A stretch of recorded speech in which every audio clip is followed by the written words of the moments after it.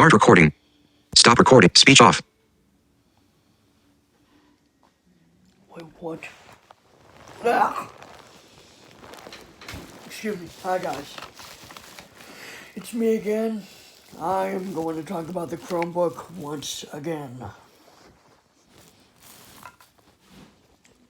You may be saying, be on site, what about the Chromebook are you going to talk about? You've already talked about it yesterday, and 2 people have disliked it. Well, actually, I don't know why. I guess since that thing was still going on, people were like, oh, we're still going to dislike your videos. Well, that doesn't matter anymore. This time, I bet it's going to get likes, but I don't care. The Chromebook is like any other laptop with a catch. It's still mostly based around the browser of Google Chrome. You can't run any other browsers on it, as far as I know you can't. Yeah, I don't think so, I think. Actually, it's the only operating system to only let you run one web browser. I was about to say the iPhone, but I think the Android devices are also like that. Because Android devices have Chrome, but that's pretty much it. I don't think there's really any other web browser. On Windows and Mac computers, you can run multiple. You can have multiple web browsers, like Google Chrome, Internet Explorer, Microsoft Edge, Firefox. Now, I bet you're thinking Google is a web browser. No, it's a search engine. There are other web browsers, like there's Silk for Amazon tablets, and probably, I don't think they have any laptops for Amazon. I mean, for Fire OS, but I think it's only like the tablets, that's it. But then there's also the Fire Stick that has, of course, Fire OS or Fire Stick OS, or I don't know what it is. But, yeah, you basically get one web browser, which is Google Chrome, for anywhere between $150 to about let's just say $1,500. Ouch, that is a bit expensive. Yep. Now, the more expensive they get, the more feature-packed they get. So let's just say that. Well, I actually have an Android tablet that has about maybe roughly the same size as a base model. I mean, roughly the same amount of storage as a base model Chromebook. Cheap Chromebook, and I'm talking very cheap. Now, would I use a Chromebook? Well, I don't really like going online that much. I'd probably use it for the Android aspect, because there is a way you can run Android on there, but it's not what you think. You can't just, I'm going to install this Android OS on here and see if it'll run. No. That's not what I'm trying to say. You can run Android apps. That's about as good as you can get to running Android on your Chromebook. You can also run Linux, apparently. Linux, I never had, or never used. And if I ever did get a Chromebook, which I doubt I will, sometimes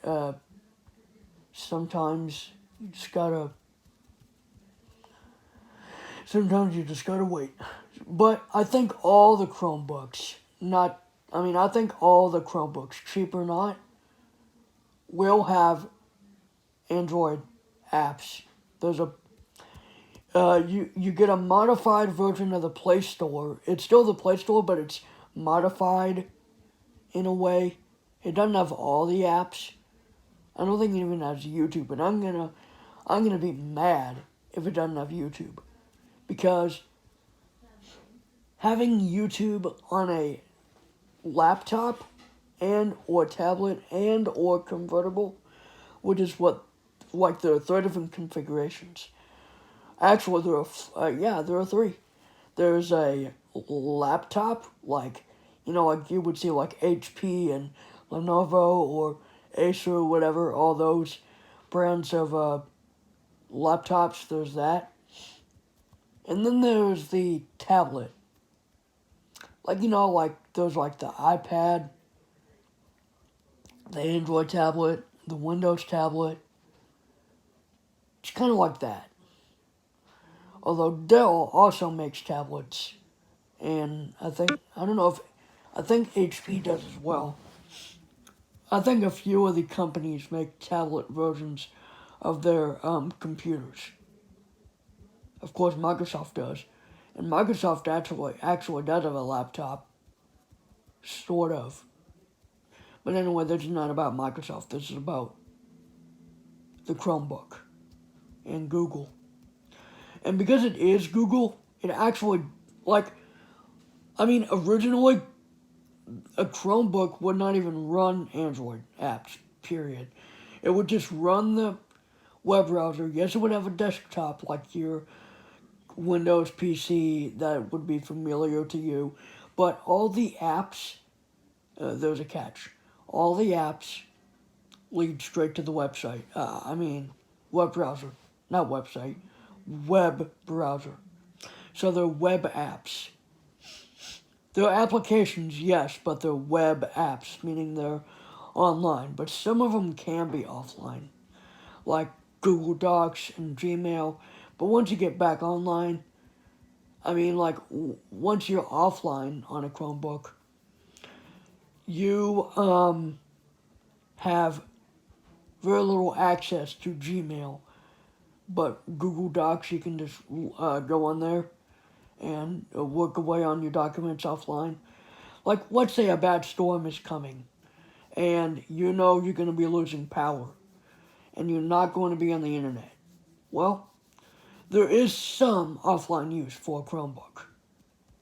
So, it's not that bad, but, if you're looking for fully fledged feature based computer, the Chromebook, the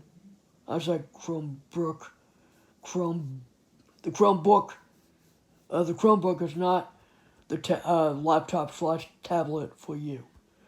And yeah, there's another version of the Chromebook. It's called the convertible. And what I mean by convertible is that it is able to be a laptop or a tablet. So that's kind of the same thing with the tablet, although the keyboard is an option.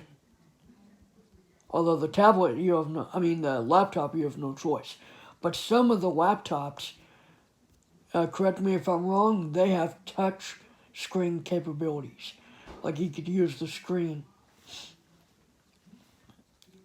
And once in tablet mode, instead of a desktop, there's an app drawer.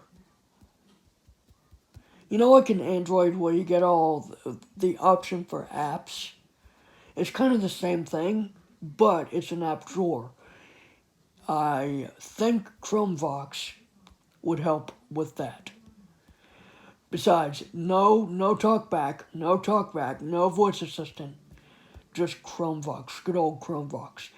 I've used Chromevox on a Windows PC before, and let me tell you, that extension is, I mean, they call it an extension. It's still an installable. I mean, that's the thing. I think I just made that up. It's still something you can install. It's just not really an app. Now you can download apps. They're just web apps. I mean, you can download apps. They're just part of the browser. There you go. Here's a question I have. Are the Chromebook settings offline? Well, first of all, go offline and find out. I really don't think it is. Because let me tell you something. If a Chromebook is based on a web browser, what's based around a web browser, then what's the point? I mean, the way I imagined it is that every bit of it was online. That it was only just the browser and that was it. But apparently there's some outside features, what I would call outside features. And there are some features outside of the browser. See, like, there is a Play Store, okay? Although it's not really the Play Store. It is the Play Store, but it's not really. You don't get all the apps. Yes, you have to sign into a Google account, but here's the thing. If you're wanting a fast boot up, the Chromebook, it boots up in less than 8 seconds. Just count. 1, 2, 3, 4, 5, 6, 7, 8. If you were to count to 8 and it would boot up faster than 8 seconds, then you know you got a good deal. Would a Chromebook be worth it? I don't know. It depends on what you're wanting to use it for. I'm just interested in how the whole thing works. I mean, it's like a regular laptop, but in a way, it's different. Above the shift key, if you're wondering, instead of the caps lock, it's the search key. And yeah, I'm going to have to really get used to that. But in place of caps lock, I guess you could use, I guess you could hold down shift, and then you could hold down shift and press the letters you want to press. But anyways, yeah, that's kind of what I am really, wondering about, just how it actually works. So in a way, you got an Android tablet. In a way, it is like an Android tablet or Android laptop. But is it really? Nope. Anyways, guys, that's the end of my video. Catch you later in the next video. This is Beyond Sight, and I'm off. Well, signing off.